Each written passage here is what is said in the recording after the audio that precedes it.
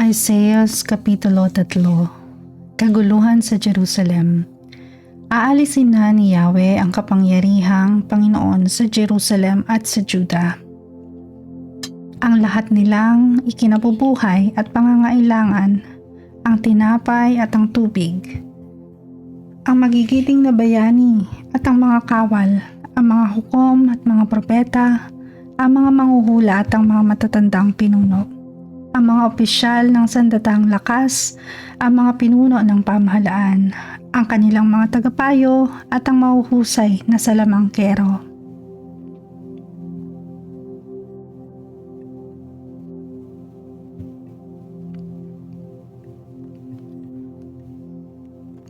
Gayon din ang mga bihasa sa mga agimat, ang mamumuno sa kanila'y mga musmos na bata.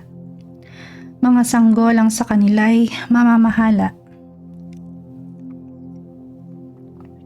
Aapihin ng bawat tao ang kanyang kapwa. Hindi igagalang ng kabataan ng matatanda. Maging ang hamak ay lalaban sa nakakataas sa kanya. Darating ang araw na pupuntahan ng isang tao ang kanyang kapatid sa mismong bahay ng kanilang ama upang sabihin, mayroon kang balabal kaya ikaw na ang mamuno sa amin. Ikaw na ang mamahala sa gumuho nating kabuhayan.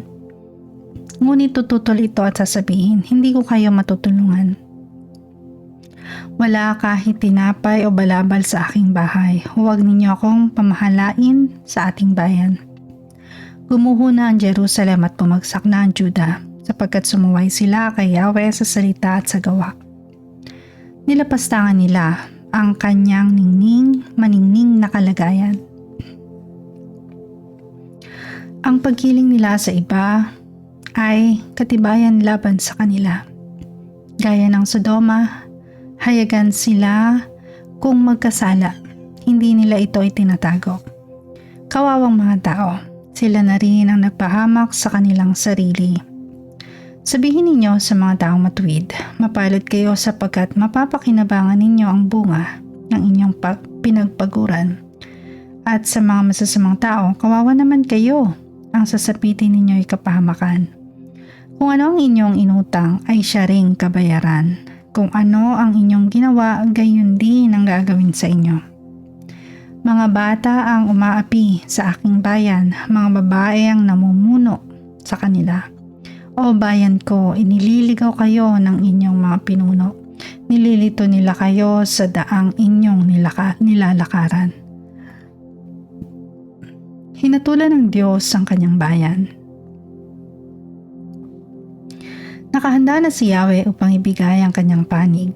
Nakatayo na siya upang hatulan ang kanyang bayan. Ipapataw na ni Yahweh ang kanyang hatol sa matatanda at mga pinuno ng kanyang bayan. Ubasan ng may hirap inyong sinamsam. Inyong mga tahanan puro nakaw ang laman. Bakit ninyo inaapi ang aking bayan at sinisikil ang may hirap? Ito ang sabi ni Yahweh, ang makapangyarihang Panginoon. Babala sa kababaihan ng Jerusalem. At sinabi ni Yahweh, palalo ang mga anak na babae ng Jerusalem. Taas noo kung lumakad, pasulyap-sulyap kung tumingin, pakendeng-kendeng kung humakbang, at pinakakalansing pa ang mga alahas sa paa. Dahil diyan, pagsusugatin ni Yahweh ang kanilang ulo hanggang sa sila'y makalbo.